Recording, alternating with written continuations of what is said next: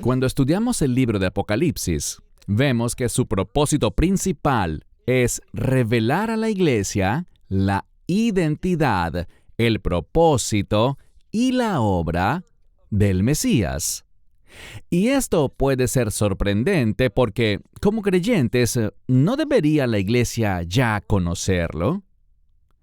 Pero yo creo que lo que la Escritura nos va a enseñar es que la iglesia necesita tener un entendimiento fresco, no solo de quién es Él, sino de lo que ha hecho y de lo que hará en el futuro. Cuando miramos el libro de Apocalipsis, hay un énfasis en los eventos. De hecho, Juan está recibiendo numerosas visiones a lo largo de este libro, y él escribe fielmente estas visiones para que podamos entender los eventos de los últimos días. Antes de ir más lejos, debemos entender qué son los tiempos del fin. Y los tiempos del fin representan una transición. Muy importante que escuchen eso y lo entiendan. Los tiempos del fin son una transición fuera de este mundo, lo cual es bueno, hacia el reino de Dios. Entendamos que siempre que hablamos del ministerio de nuestro Salvador, o del que lo precedió, y estoy hablando de Juan el Bautista, hay un énfasis en el reino venidero, porque tanto Juan como el Mesías tuvieron el mismo primer mensaje. Ellos dijeron, arrepiéntanse, porque el reino de los cielos se ha acercado. Y vamos a ver en nuestro próximo estudio que el término arrepentimiento es fundamental para la iglesia en los últimos días. Así que comencemos. Toma tu Biblia y ve conmigo a Apocalipsis capítulo 1, iniciando en el versículo 1, donde dice: la revelación de Jesucristo que Dios le ha dado para mostrar a sus siervos. Bien, de nuevo, todos somos creyentes, pero el énfasis del libro de Apocalipsis está sobre aquellos que entienden que han sido salvados para servir a Dios. Nunca debemos olvidar esa verdad. Hemos sido salvados para que podamos participar en los propósitos de Dios, o dicho de otra manera, para que podamos participar en la voluntad de Dios, en el plan de Dios, en el propósito de Dios. A ellos es a quienes está dirigido este libro. Y luego vemos donde dice, y está en plural, las cosas que son necesarias. Esta es una palabra importante en griego.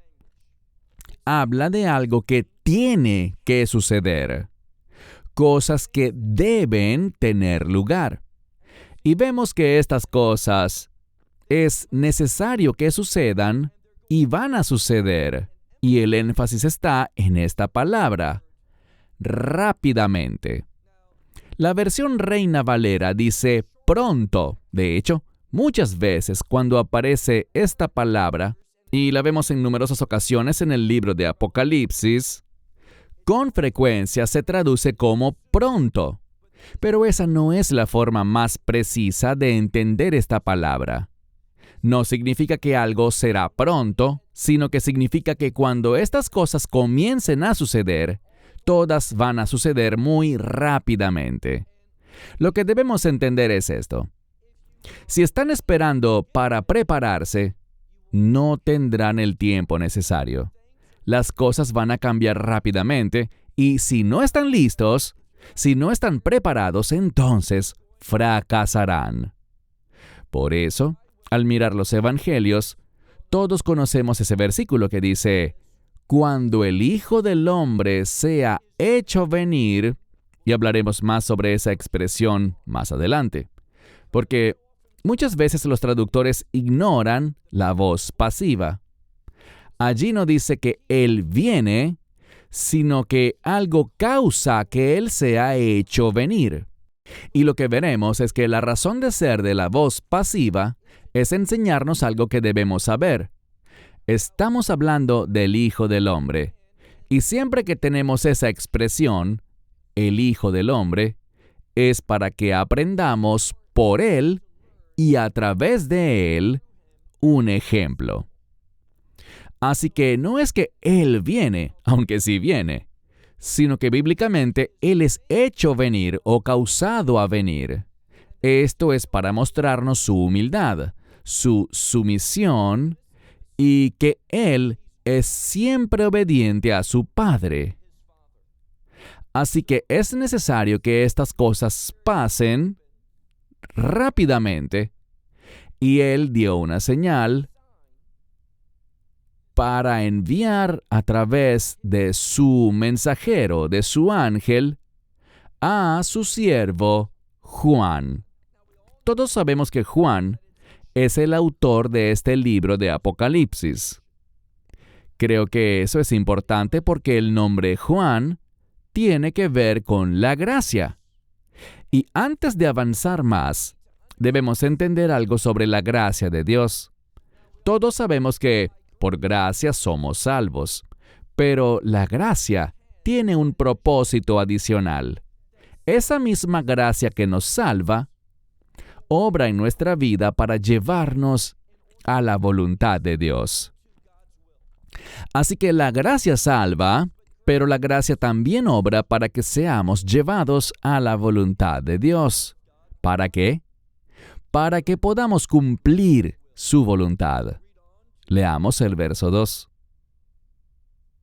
Quien ha testificado la palabra de Dios y el testimonio de Jesucristo. Bien, vemos algo. Nada está escrito en la Biblia por casualidad. Cuando habla de la palabra de Dios, la siguiente cosa que vemos es este término de Jesucristo.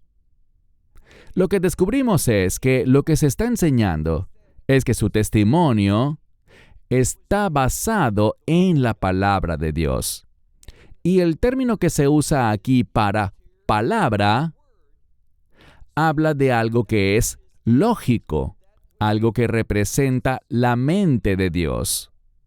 Así que una y otra vez, cuando se habla del Mesías, lo que se enfatiza es esta sumisión, esta obediencia, que Él siempre está esperando escuchar de su Padre para poder actuar, no por su propia iniciativa, no basado en su propio deseo, sino que siempre se somete a las instrucciones de Dios Padre. Entonces, ¿quién ha testificado respecto a la palabra de Dios y al testimonio del Mesías Jesús, de las cosas que también Él ha visto? Y de nuevo, esta es una referencia al hecho de que Juan está recibiendo estas numerosas visiones. Avancemos. Tenemos una palabra muy importante. Es un término para ser bendecido.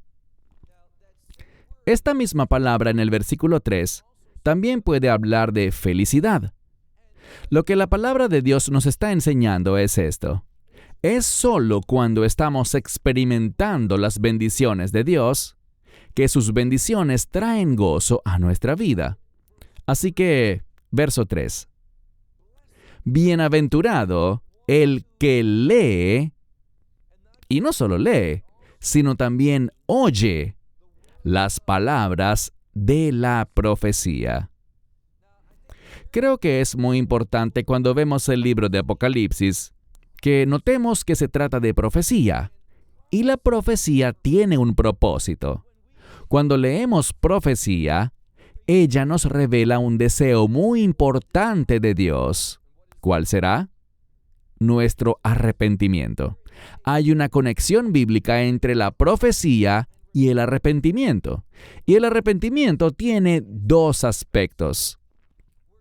Vamos a ver, como dije, que en los capítulos 2 y 3, una de las cosas que el Mesías espera de la iglesia es que la iglesia en los últimos días demuestre arrepentimiento. Entonces el arrepentimiento tiene dos aspectos. El arrepentimiento es entrar en acuerdo con Dios. Es cuando abrazamos sus estándares de ética, sus estándares de moral, cuando nos sometemos a los mandamientos de Dios. Obviamente no somos salvos por la obediencia, sino por la fe, por la gracia de Dios. Pero, habiendo sido salvos, deberíamos tener un testimonio, uno que permita que todo el que nos vea, y Dios siempre nos ve, pueda comprobar que siempre demostramos sumisión a las instrucciones de Dios. Así que debemos leer y oír las palabras de la profecía, y no solo oírlas, sino también, dice, el que guarda las cosas que han sido hechas escritas en ella. Aquí de nuevo vemos un pasivo. Si lo lees en la versión Reina Valera dice, las cosas en ella escritas, pero así no aparece en el idioma original. Dice las cosas que han sido hechas ser escritas. ¿Por qué? ¿Qué falta en tu traducción? Lo que falta es el hecho de que todo esto habla de la soberanía de Dios, de que Dios está en control. Estas cosas no suceden naturalmente, no son el resultado de la voluntad del hombre o de los pensamientos del hombre. Todas las cosas, estas cosas son hechas ser escritas y el arquitecto de ellas, el autor, es Dios. Noten cómo concluye luego el versículo 3. Dice, porque el tiempo está cerca. ¿Por qué está esa palabra allí? De nuevo, es una amonestación para el lector, para que estemos listos. Que estas cosas, una vez que comiencen a suceder, sucederán muy rápidamente. Así que ahora es el tiempo de estar listos, de estar vigilando y de estar preparados. Pasemos al versículo 4. Juan está recibiendo estas visiones, esta revelación, esta profecía, pero no es para sí mismo. Juan es un portavoz. El autor de esta información, como veremos en los capítulos 2 y 3, el que es la fuente de todas estas visiones, toda esta revelación, toda esta profecía, es el Mesías. Pero vemos aquí que Juan la recibe. ¿Para quién? Para las 7 iglesias. Bien, la palabra iglesia es una palabra muy importante. Proviene de dos palabras griegas y podemos pensar en ella como ser llamados afuera. Lo que es importante es esto. Cuando miramos a Abraham, este hombre de fe, este que estaba persiguiendo las promesas de Dios, vemos dos cosas. Solo podemos tener la expectativa de que cuando estamos persiguiendo las promesas de Dios y sus bendiciones, lo que nos hará felices será el ser llamados afuera. Recuerden el llamado de Abraham. Él pertenecía a una cultura en la que creció, vivía con su familia, estaba cómodo en ese lugar, y Dios lo llamó a salir de todo eso. ¿Por qué? Bueno, cuando te alejas de aquello que te resulta cómodo o conocido, eso te obliga a hacer algo, a dejar de confiar en ti mismo, a dejar de confiar en lo que te es familiar y comenzar a confiar y depender únicamente de Dios. Esto es lo que se supone que la iglesia debería hacer. Somos llamados afuera. Somos llamados a confiar, depender y apoyarnos en Él. Así que dice Juan, a las 7 iglesias, las que están en Asia. Esto es importante y hablaremos más al respecto en nuestra próxima sesión. Pero ninguna de estas iglesias que vamos a encontrar, ninguna de ellas está en Israel. Eso es sorprendente. ¿Cómo debemos entenderlo? Todas ellas están en el exilio. Ninguna de ellas está en la tierra prometida. Todas están afuera, en el exilio. ¿Por qué sucede eso? Porque nosotros, como parte de la iglesia, estamos en un exilio espiritual. Porque nuestra ciudadanía, donde pertenecemos, donde vamos a pasar la eternidad, no es en este mundo. ¿Recuerdan lo que dijimos de los últimos tiempos? Los tiempos del fin son una transición fuera de este mundo hacia su reino. Así que nosotros también estamos en un exilio espiritual. Estamos en este mundo, pero no pertenecemos a él. Y noten lo que dice, hablando a la iglesia. Gracia a vosotros. O sea que esta gracia los va a llevar a la voluntad de Dios. Y noten la siguiente palabra. Dice, gracia a vosotros y paz. Cuando escuchan la palabra paz, ¿qué es la paz? Bueno, el mundo no puede darles paz. La paz, bíblicamente hablando, siempre es el resultado, la experiencia, de cuando la voluntad de Dios se cumple. ¿Cómo cumplo la voluntad de Dios? Solo a través de su gracia. ¿Cuál es el propósito de la gracia? Llevarme a la voluntad de Dios. Así que, cuando soy guiado por la gracia, voy a ser llevado a la voluntad de Dios para que pueda ser un instrumento de Dios a fin de cumplir sus planes y propósitos. Y luego, sigue leyendo, de parte de aquel que es, y de aquel que era, y de aquel que es hecho venir. No dice de aquel que viene, sino de aquel que es hecho venir. Y eso es importante porque, insisto, la voz pasiva expresa un propósito. Cada vez que encontramos esa voz pasiva, nos habla y enseña de un propósito. Verán, el Mesías viene con un propósito. Ya dijimos cuál es. Las 7 iglesias están en Asia, no en Israel, porque están en el exilio. Así que Él será hecho venir. ¿Y qué significa eso? Que Él está esperando. Él no hace nada por su propia iniciativa. Él es el Hijo perfecto, que es humilde, que es sumiso, que es obediente y que está esperando la instrucción de su Padre. ¿Por qué? Porque el Hijo completa el propósito de su Padre. Y eso es lo que Él va a hacer. Él es el que es, el que era y el que es hecho venir. Y luego, noten, de parte de los 7 espíritus. ¿Por qué 7 espíritus? Bueno, el número 7 se relaciona con la santidad. El número 7 no habla de algo completo. Ese es el número 10, bíblicamente. El número 7 es un número santo. Y me dirán, ¿dónde enseña eso la Biblia? Bueno, sabemos algo. Sabemos que el 7º día es el Shabbat. Y es un día de santidad.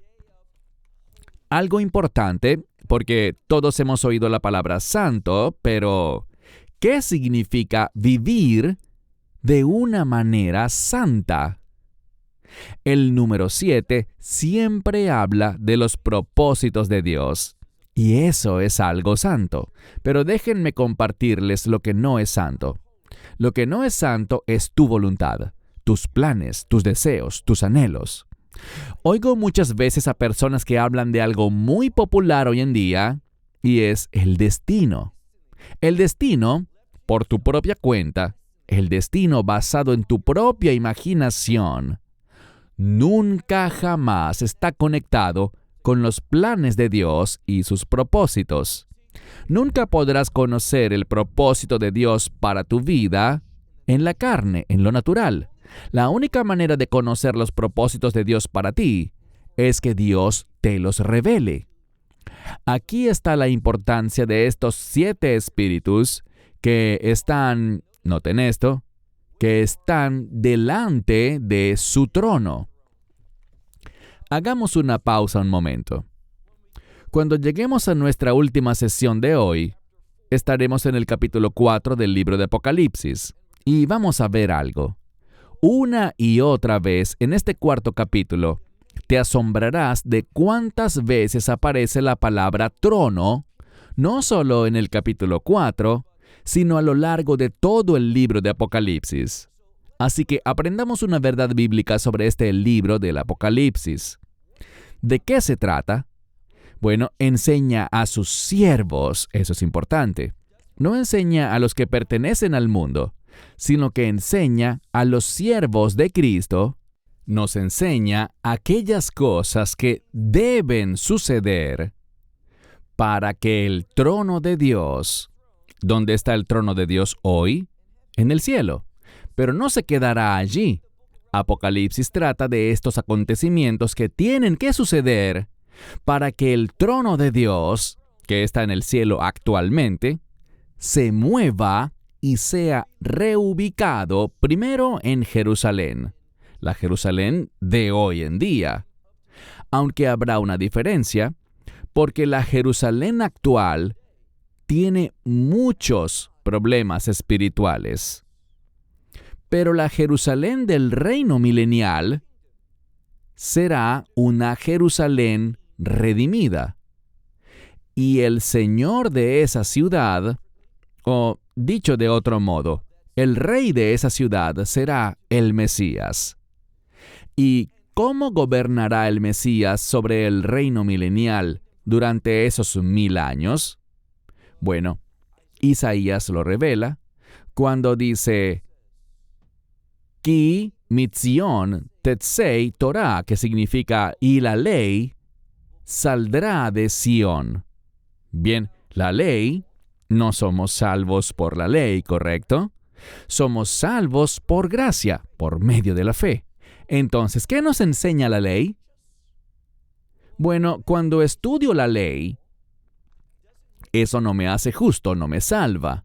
Pero cuando estudio los mandamientos de Dios, ellos me enseñan sobre el carácter de Dios. Cuando miramos los mandamientos de Dios o los mandamientos de Moisés, vemos que ellos nos enseñan sobre el carácter de Dios, las cosas que Dios haría y las cosas que Dios no haría.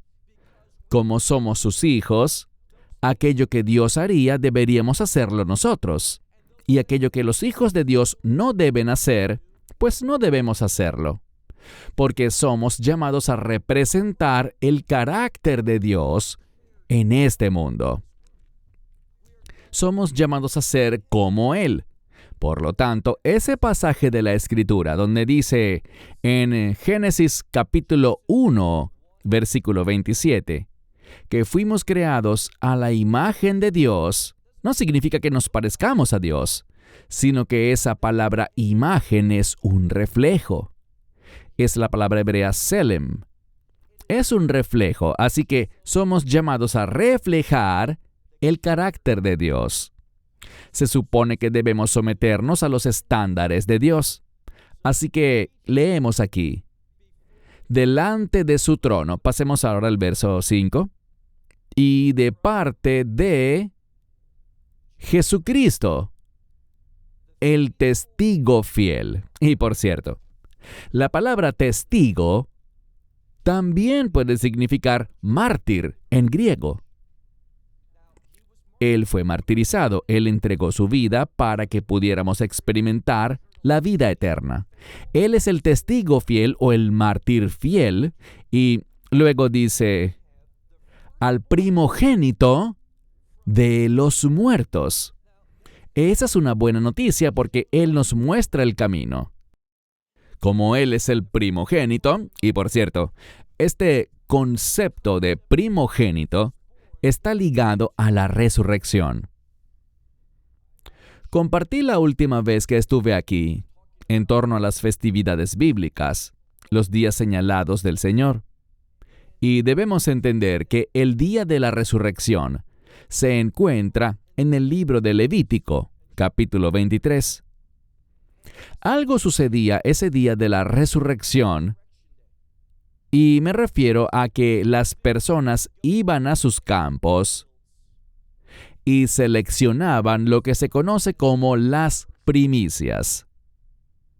Y hacían una ofrenda de primicias. Estamos hablando de la cosecha del trigo o de la cebada. Y hacían una oración. La oración era esta: que el resto de la cosecha sea como las primicias. Pablo nos dice en 1 Corintios 15, versículos 20 y 23, que Cristo es las primicias. Y nosotros vamos a ser hechos como Él. Así que oramos para que el resto de la cosecha, es decir, la iglesia, sea como Él. Por lo tanto, Él es llamado el primogénito de los muertos y el soberano. Él será el Rey de Reyes, ya lo es. El soberano de los reyes de la tierra. El que nos amó y nos lavó de nuestros pecados con su sangre. Bien, algo debería llamarles la atención. Cuando hablamos de su sangre, ¿qué se nos está enseñando? Redención. Él es el Redentor. Ahora, hay un versículo de la Escritura que se encuentra en Isaías 59, versículo 20, y se lee todos los días en la sinagoga. Ese verso nos recuerda que el Mesías, el Cristo, es nuestro Redentor, y que viene de Sión, como dice la Escritura. ¿Y qué sabemos? Sabemos que el Redentor vendrá. Tu Biblia dirá a Sión, pero si lo miramos en el idioma original, en hebreo, dice que viene de Sión. Literalmente, ki mitzion, porque de Sión vendrá el Redentor. Esa palabra Sión es una palabra muy importante. En cualquier lugar, oye bien, en cualquier lugar donde veas la palabra Sión en la Biblia, cambia el contexto del pasaje. Le brinda un contexto de reino. Entonces nos dice que el Redentor viene de Sión, saldrá de Sión y tiene un propósito. Ese propósito es lidiar con el pecado, con la transgresión, que se encuentra en Jacob o Israel. Así que deberíamos tener una expectativa, y esa expectativa tiene que ver con el hecho de que en los últimos días el Mesías va a venir. Él va a redimir, y aquí hay una palabra muy importante, Él va a redimir a un remanente, no a todo Israel, sino a un remanente de Israel. ¿Y cómo lo hará? Bueno, ese remanente será redimido, de eso es de lo que estamos hablando, que Él nos va a lavar de nuestros pecados con su sangre. Versículo 6. Y Él nos ha hecho, ya está hecho, tenemos una nueva identidad, eso es lo que nos da la redención, una nueva identidad. Y hemos sido hechos reyes y sacerdotes para Dios y para su Padre. Y por lo que Él ha hecho, noten lo que dice, a Él sea la gloria y el dominio por los siglos de los siglos. Amén. Miren ahora el verso 7. Aquí vemos algo. Insisto, no sé por qué es que los traductores no quieren traducirlo bien. No quieren prestar atención a la gramática. Tu Biblia dirá, he aquí que Él viene, pero no dice eso. Dice, he aquí, Él es hecho venir. Está enfatizando su humildad, sumisión y obediencia. Él no hace nada por su cuenta propia. Él está, y esto es un ejemplo para nosotros, Él está esperando instrucciones. Ese debería ser tú, y ese debería ser yo. Dios tiene un propósito. Él nos salvó y nos convirtió en sus siervos. Él es el Maestro, Él es el Señor, así que deberíamos estar atentos a su instrucción, a lo que Él quiere que hagamos. Eso es lo que el Mesías está diciendo. Pero aquí está el problema. Cuando lo analizas bien, dice, he aquí, eso significa que algo importante se dirá. He aquí, Él viene con las nubes. Bueno, dice, Él es hecho venir con las nubes. Esa es una cita del Antiguo Testamento.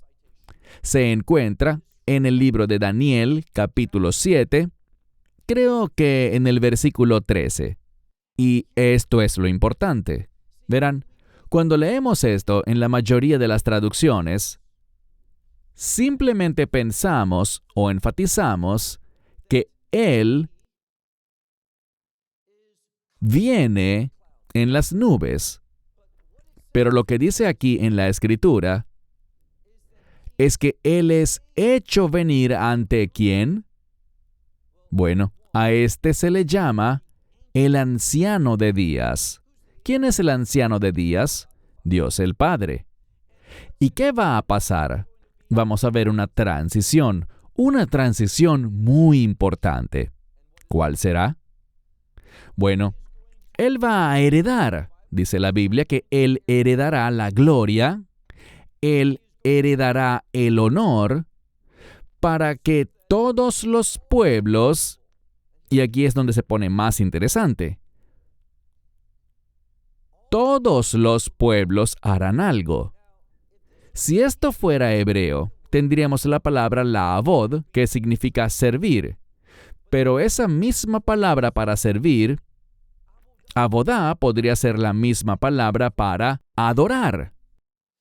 Pero por providencia de Dios, esto no está escrito en hebreo. El capítulo 7 del libro de Daniel está escrito en arameo. ¿Por qué eso es tan importante? Porque la palabra aquí para servir no es hebrea, es aramea. Y cuando analizas esa palabra, son 3 letras, pei, lamed, het. Cuando esas 3 letras se combinan en arameo, siempre implica un sentido de adoración. Entonces, ¿cuál es el mensaje? No que todos los pueblos lo van a servir, sino más que eso. Es más preciso en el idioma bíblico. Todos los pueblos que lo adorarán. Y esto habla de algo muy importante, porque lo que el versículo 7 está enfatizando no es simplemente que Él viene, Él vendrá. Pero lo que se está enfatizando aquí, cuando miramos la cita de Daniel capítulo 7, lo que se está enfatizando no es lo que Él va a hacer, sino quién es Él. El hecho de que todos los pueblos lo adorarán nos demuestra y nos habla de su divinidad. Y eso es muy importante, porque cuando miramos otra profecía, y me refiero específicamente a Primera de Juan, Juan profetiza en su primera epístola y habla sobre el espíritu del anticristo. ¿Cuál es el espíritu del anticristo? Es negar que Dios envió a su único Hijo a este mundo, que el Mesías ha venido en la carne, o sea, que Dios se ha vestido de carne humana. ¿Cómo le decimos a eso? La encarnación. Vemos que el espíritu del anticristo es aquel que va a negar la identidad de Cristo, que Él es el Hijo, el único Hijo divino de Dios. Así que dice aquí, he aquí, Él es hecho venir con las nubes, y luego dice, y se hará que todo ojo lo vea. ¿De qué está hablando esto? De revelación. Así que todo ojo, sin excepciones. ¿Por qué razón? Para que sepamos quién es Él, su verdadera identidad. Así que se hará que todo ojo lo vea, y dice, incluso los de estos quienes, ¿qué? Quienes lo traspasaron. Está en plural. Los ojos de quienes lo traspasaron. Y noten un cambio. ¿Ellos van a reconocer a quién? Bueno, esto habla del remanente de Israel, que van a llorar por él. ¿Quiénes? todas las tribus de la tierra. Sí, amén. Lo que significa créanlo. Va a haber un cambio que tendrá lugar. El mundo va a ser confrontado con la verdad. ¿Cuál verdad? No solo que Él viene, sino quién es ese que viene, y ese es el divino Hijo de Dios. Bien, vayamos a otro versículo. Por razones de tiempo, quiero que avancemos al último versículo del capítulo 1. Aquí se habla de algo que es muy importante, y me refiero a el misterio. Siempre que encontramos esa palabra misterio en el Nuevo Testamento, ¿de qué nos habla? De algo que los profetas, de algo que el pueblo mismo de Israel realmente nunca entendió. No se les habló al respecto, no era algo que fuese claramente enseñado en la Escritura. Así que dice aquí en el verso 20, el misterio de las 7 estrellas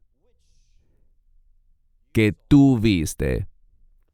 Entonces hay un énfasis ahora en estas 7 estrellas, y tenemos que saber quiénes son. Las 7 estrellas que viste sobre mi mano, y los 7, noten lo que dice, y de nuevo, tu Biblia dirá 7 candeleros de oro, pero no es el término griego exacto para un candelero. Si haces un buen estudio de esta palabra, cuando miramos la Septuaginta, la traducción griega del Antiguo Testamento, encontramos que esto está hablando de lo que llamamos una menorá. No estamos hablando de un soporte donde se coloca una vela. En el idioma bíblico, estamos hablando de la lámpara misma, no de un candelero, sino de la lámpara en sí. Y debemos saber algo sobre esta lámpara, porque la tradición en cuanto a la menorá es la siguiente. Cuando miramos, por ejemplo, lo que se llama el caporet en hebreo, el propiciatorio, en el libro de Hebreos se enfatiza ese propiciatorio. En Números 7:89 aprendemos algo. Cuando Moisés entró al lugar santísimo, y Moisés no era un sacerdote, pero con un propósito único y especial, Dios hizo algo. Dios le instruyó a Moisés que entrara en el lugar santísimo, y cuando lo hizo, ¿qué dice la Escritura? Que él oyó la voz de Dios hablándole desde arriba del caporet, desde ese propiciatorio, entre los 2 querubines. Aquí es donde se posaba la presencia de Dios. Así que vemos este candelabro, o mejor dicho, esta lámpara, esta fuente de luz. Y lo que es más importante es que el propiciatorio era de oro puro. La menorá, esa lámpara, oro puro.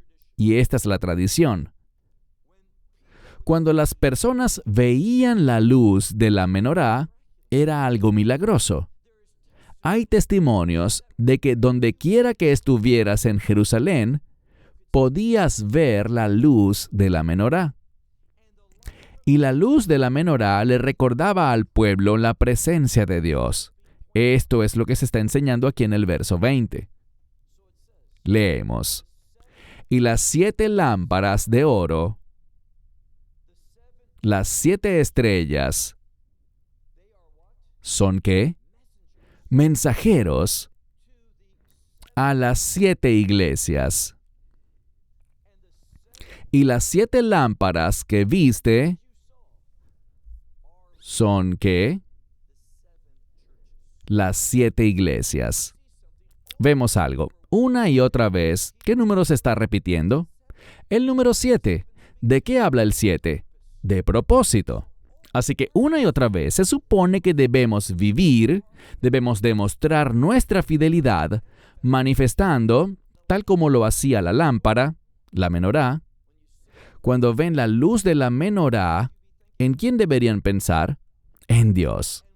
Y cuando la gente ve al pueblo de Dios, cuando nos ven a ti y a mí, deberían ver manifestado a través de nosotros el carácter de Dios. A eso hemos sido llamados, y así es como deberíamos vivir. Y es solo cuando abrazamos las instrucciones de Dios, lo diré de otro modo, es solo cuando aplicamos los mandamientos de Dios y nos sometemos a ellos, no haciendo nuestra voluntad, deseos, planes, propósitos y destino. Déjenme decirles que cuando están comprometidos con su destino, ¿saben qué han sido? Han sido engañados. Pero cuando están motivados por la palabra de Dios, por sus propósitos, ¿cómo conocemos sus propósitos? Por su palabra, por sus instrucciones, por sus estatutos, por sus leyes. Todas esas cosas son buenas, como dijo Pablo. ¿Qué dijo Pablo?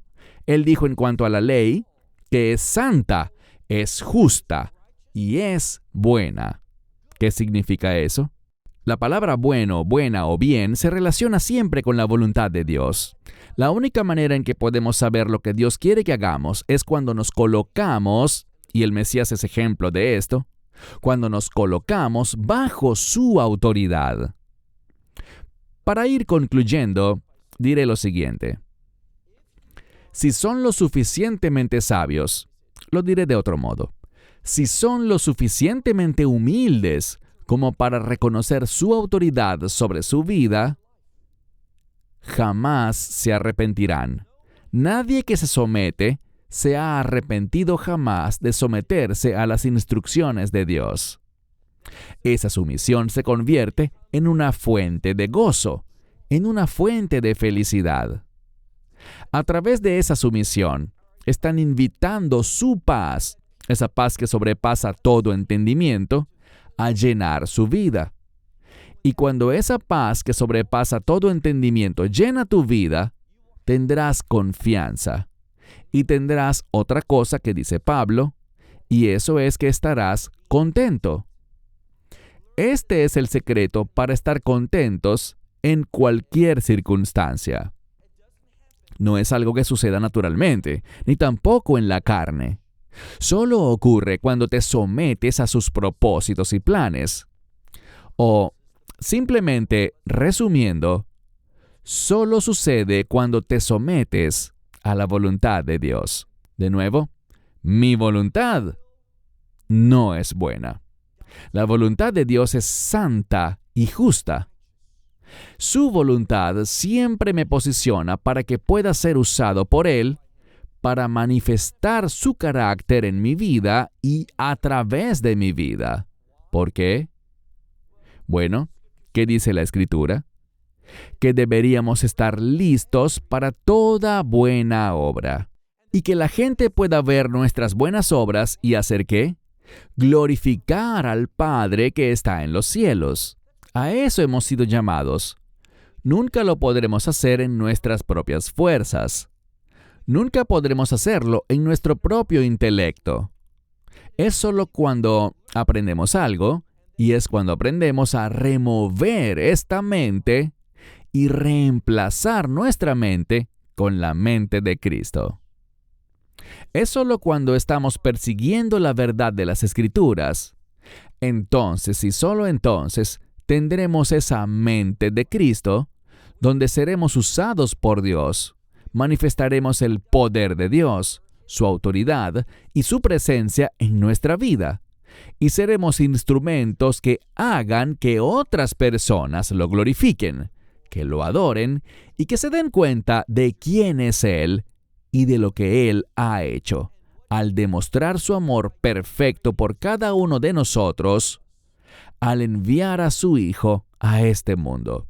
Padre Dios, te damos gracias porque nos has amado perfectamente. Te damos gracias porque nos has demostrado ese amor por nosotros al enviar a tu Hijo unigénito a este mundo, para que Él pudiera entregar su vida y que nosotros pudiésemos tener vida eterna. Te alabamos, te damos gracias, glorificamos tu santo nombre y afirmamos que tú, y solo tú, eres digno. En el nombre de Jesús. In Jesus' Amén. name, amen. Esperamos que te hayas edificado con el mensaje de hoy y lo compartas con otros. Te invitamos a seguir nuestros estudios cada semana por este canal y por el portal de YouTube de Amarás a Israel. También puedes descargar nuestra aplicación móvil gratuita, Mi Estudio Bíblico. Finalmente, para obtener más información sobre nosotros, visita nuestra web amarasaisrael.org, donde encontrarás otras conferencias de Baruch en audio, video y texto. Hasta el próximo programa. Que el Señor te bendiga en Yeshua HaMashiach, Jesús el Mesías, mientras caminas con Él. Shalom desde Israel.